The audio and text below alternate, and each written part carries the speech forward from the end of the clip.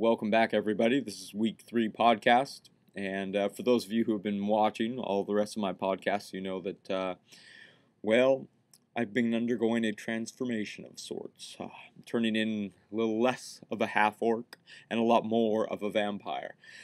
And I've got to say, if we're not going to do any role-playing, I'm going to find a way to embrace this vampiric lifestyle a little bit. But I've been doing some exploration this week in the world of Quest Atlantis.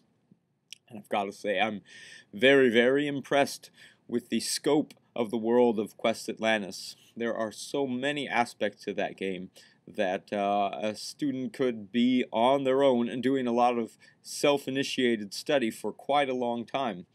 Now, I realize that it's going to take a pretty computer-savvy student to navigate that world completely on their own.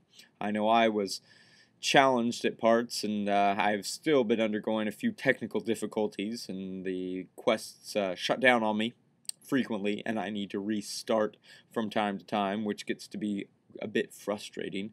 But when I am active in the world, I found many quests, clicking on lots of different locations. And definitely a student working in this field would have many opportunities to explore things on their own personal level. And I do see the safeguards built in so that the student just isn't clicking around and moving around aimlessly. It is interesting that this has a place for you to type in feedback, type up paragraphs and reflections and reviews of the things that you've discovered. I think that's one element that has been missing from most of the games that we've experienced so far. That more broad scope of reflection that the student gets to do on the learning that they're doing, which gives the assessment a much more dynamic level to it.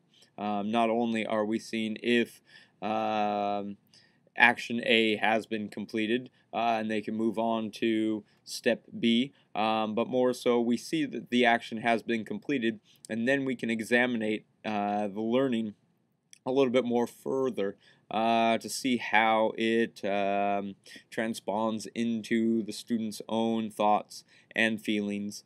And at the same time, you can give them a little bit of feedback on their writing styles if you are the person checking up on the reflections that they put together.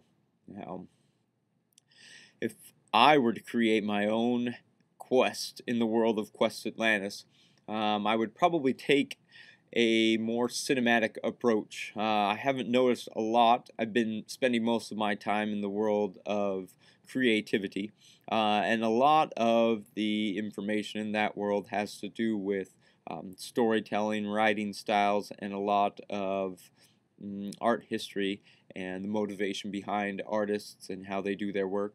They have a theater there, and it looks like a very nice place, and I would like to stage some film screenings within that theater. And I'd like to break down some quests that focus a little bit more on visual literacy and storytelling through images, the symbolic way that an audience is given a scenario so that they perceive the scenario, how that can change a feeling that the audience may have while they're watching it. I think that would be a good new topic to explore. The context of Quest Atlantis would have to be worked into that somehow. I don't notice a whole lot of visual media in the world of Quest Atlantis in the form of televisions or internet or advertisements.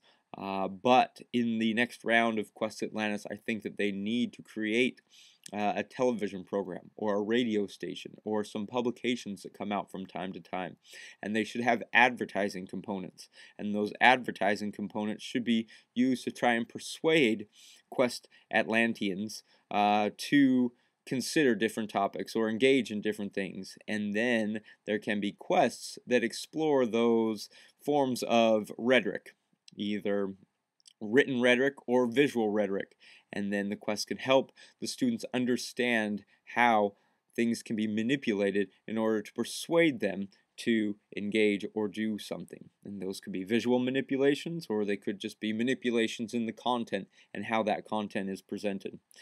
That is my idea for something to be added to the world of Quest Atlantis. I will work on trying to encapsulate that somehow into a much more user-friendly piece of adaptation, because right now it seems like a rather lofty concept, but onward and upward. I have a much more work to do, so I have to leave you for now, but thank you for tuning in, and I will check back with you next week. Happy travels.